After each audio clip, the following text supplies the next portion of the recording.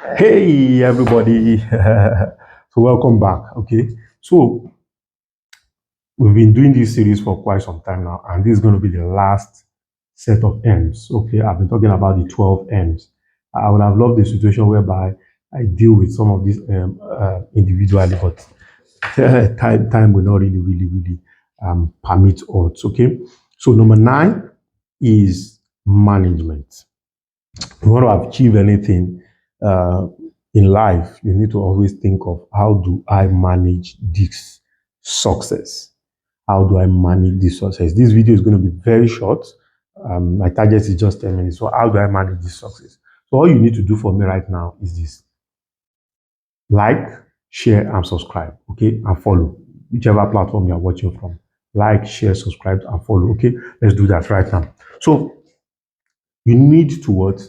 Manage success. There's a somebody said it's not difficult. Any fool can make money, but managing money and managing resources is usually one of the most difficult things ever. So you need to find a way to manage success. You need to find a way to manage whatever you want to achieve successfully. Number one, you manage your process of conceiving the idea.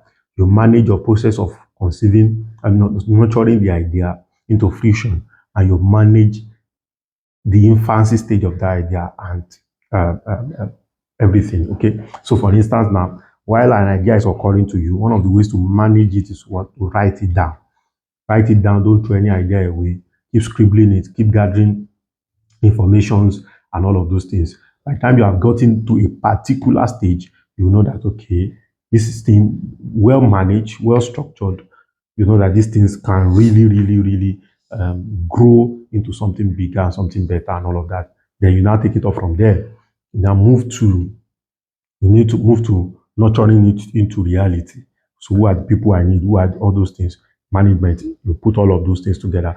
Then you start. You face all the challenges of the startup, right? Then after facing all the challenges of the startup, you now move to I've started already. How do we sustain growth? Management of this growth so that we will not end up dying. There's these statistics that most business that start first 5 years and all of those things, they collapse, they die. Most business don't get to 10 years, they don't get to 12 years and all of those things. What will make those business to be alive is sustained and consistent and highly efficient management personnel.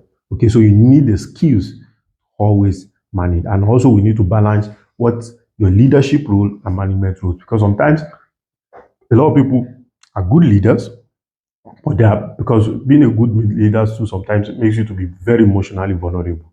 And when you're emotionally vulnerable, it sometimes makes you a very weak and poor manager. Okay, so and you need to expand your level, do your MBA, go for training, go for courses, go out there, travel the world, visit other competitors, and see how well they are doing things. Okay, the next M is milestone. I often say something that even though you are the one chartering um, your definition of success, chartering the direction of success that you want to go into, you cannot measure success in isolation. So success are going to be measured in milestones, and that is very important. Okay, success are going to be measured in milestone. Setting and tracking those milestones are very important. In fact, it's part of your daily routine. Let me put it that way.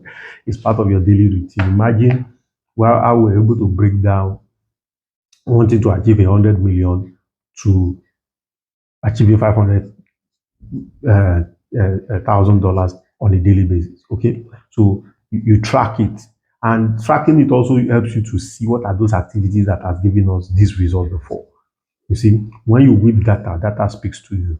Okay, it speaks to you. It gives you clues. It shows, gives you sign of what the future holds and all of that. Okay, so and at every time you achieve some of those milestones, learn to celebrate, carry the team along, make it, especially in this age and time where you are going to be having millennials and Gen Zs as your staff.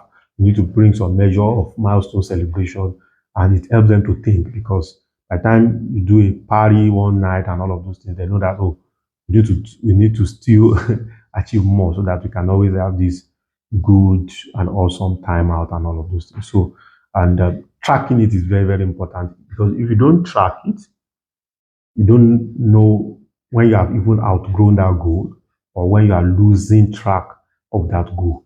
So tracking it is very, very important. Then number 11, we're making progress, right? So number 11 is mastery. Mastery.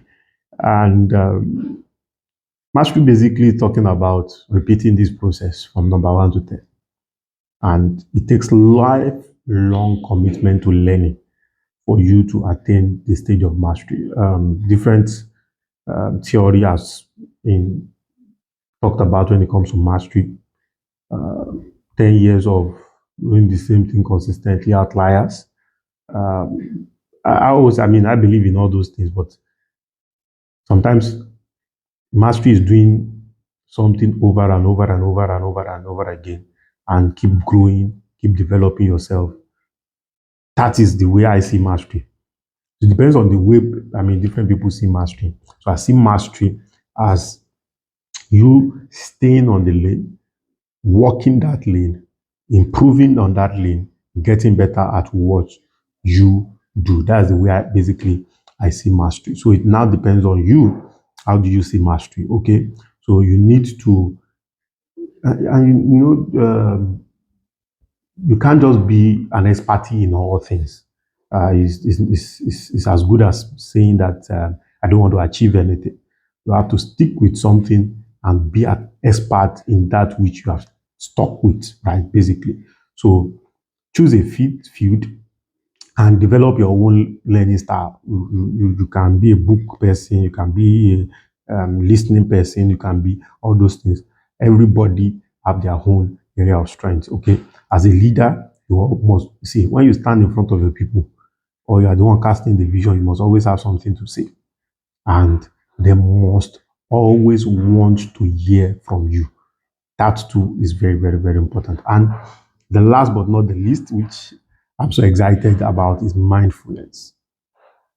The being present, you know, and this is too important because of the age and time of distractions that we have right now. We are living in such a distracted generation, a distracted time and season. And if we don't really pay attention to this, it can literally destroy us and destroy all the people around us. So mindfulness talks about your awareness of your own emotion and the emotion of everybody around you. That's you need to pay attention to that. Developing emotional intelligence too. You need to pay attention to that. Okay. Then you need to consciously bring yourself to self-awareness. You need to watch what you think and how you think about what you think. When an idea occurs, you need to know, okay, what were the things that fed me, that birthed these ideas. I hope they are not frustration. I hope they are not tiredness. I hope they are not depression. All those things are all part of mindfulness. Okay, and you need to know, not you just going through this process. It should also be part of the curriculum of you developing the leaders within your organization. Okay, so that is very, very, very important. So you need to now know what are the benefits of mindfulness to you and how can this benefit your team member. So my name still remains Okpe Oluwa Oni, and this is the end of the 12 L's you need for success, right? And for anything you want to achieve, any goals you have set for yourself, you need all of these things. And my hope and my prayer is that this will help you to do big things, achieve big things. Okay. So don't forget again, like, share, and subscribe. Okay. See you in the next episode. Bye for now.